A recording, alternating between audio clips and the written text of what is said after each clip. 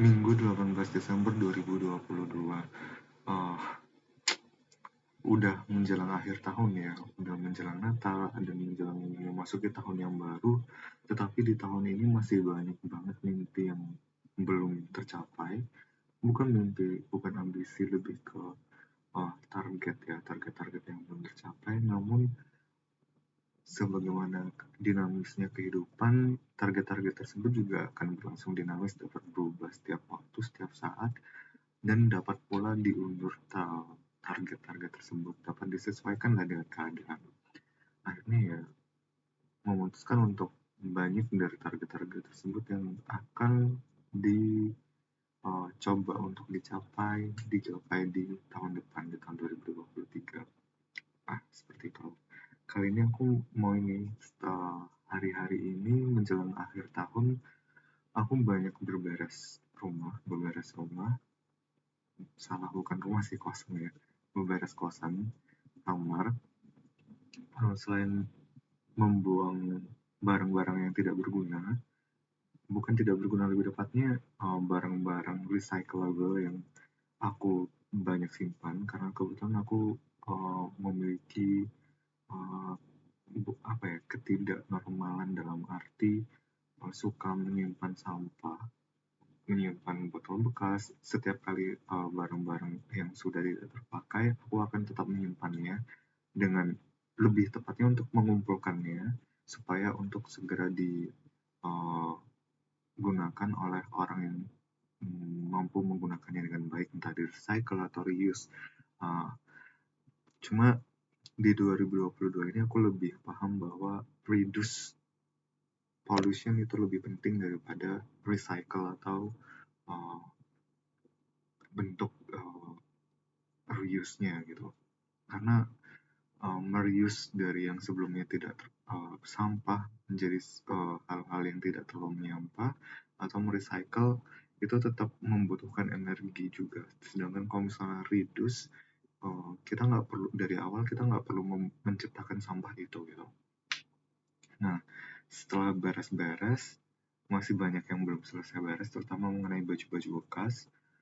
Cuma untuk botol bekas, semua yang ada di dalam kamar udah bisa dikeluarin, udah udah di udah ditampung oleh orang yang memang suka menampung, yang sering lewat di pinggir jalan.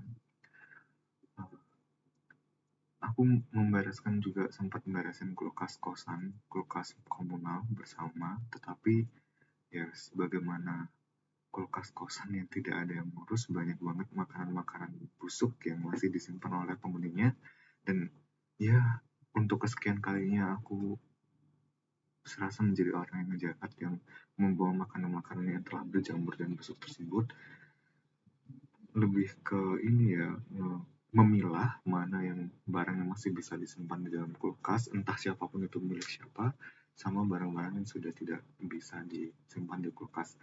Uh, Sebenarnya di bulan-bulan 2 bulan yang lalu aku melihat kulkas dibersihin sih, entah oleh siapa. Biasanya yang sortir itu biasanya sejauh ini, selama setahun aku tinggal di kosan ini, selama ini aku sering banget membuang barang-barang yang udah busuk, bener-bener yang udah bikin kulkas itu bau, itu aku buang, entah itu punya siapa. Tapi memang kadang aku kasih tulisan di kulkasnya, tempelan sticky notes, barang yang sudah kadaluarsa dibuang gitu. Nah, cuma 2 bulan kemarin ada orang yang berbaik hati yang melakukannya, jadi oke gitu. Jadi terus bulan lalu juga, jadi bulan ini aku kok kepingin, mumpung lagi beres-beres, akhirnya kepingin buat ngelakuin itu lagi. Dan banyak pula ternyata masih banyak banget, terutama sisa minuman. Mungkin orang kebiasaan habis minum sedikit, ada sisanya langsung dimasukkan ke kulkas beserta gelas-gelasnya atau botol-botolnya.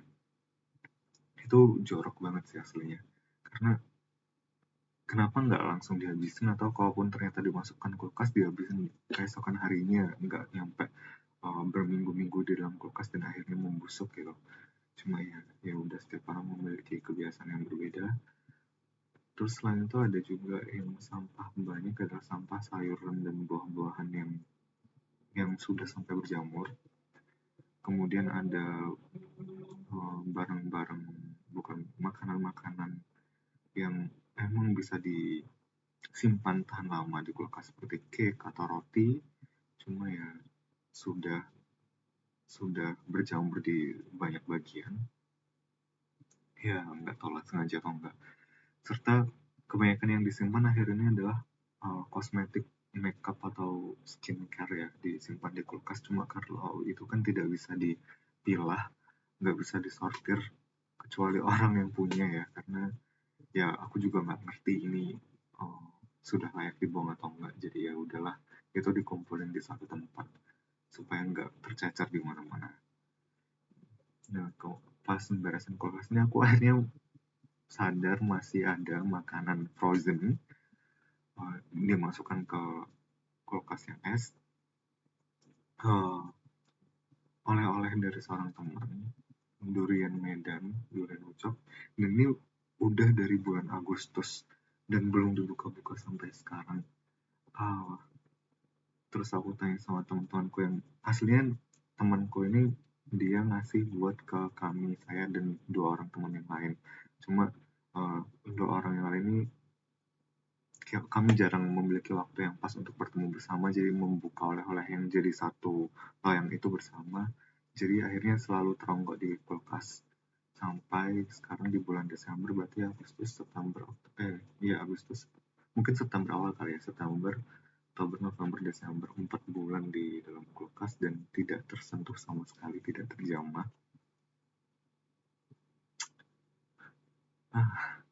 Ya begitulah, karena anak-anaknya. Terus aku tanyain dua teman yang lainnya, yang satu karena udah pulang kampung, nggak di Jakarta lagi, jadi tidak, ya nggak ada kesempatan buat datang untuk menghabiskan durian tersebut.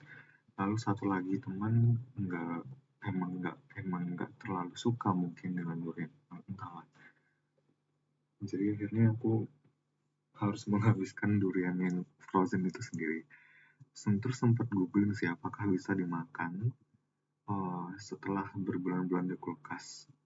Cuma tidak menemukan jawaban karena di kemasannya sendiri, di kotaknya sendiri, itu nggak ada tulisan dia dibuat kapan dan uh, kadaluarsanya kapan. Cuma kalau misalnya berkaca dari pengalaman, setiap makanan yang disimpan di frozen itu bisa tahan lebih lama lah selagi makanan nggak berubah warna dan rasa, serta nggak menunjukkan adanya jamur atau keadaan yang rusak.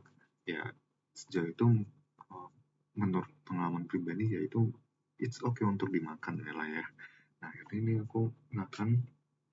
Defrostnya lama banget karena aku nggak memiliki alat defrost, jadi dibiarkan di tempat terbuka.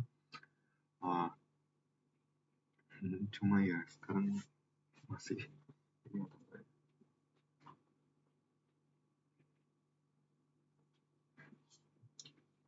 ini duriannya masih ini ya, masih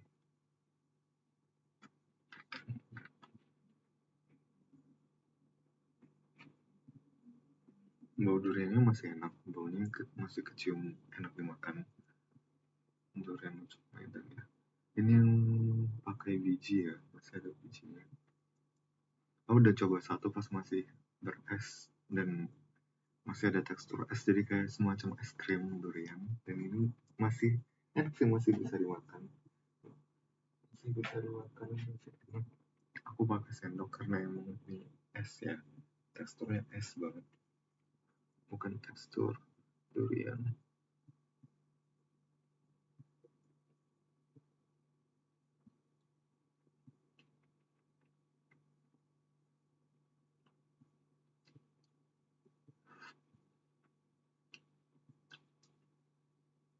Masih enak.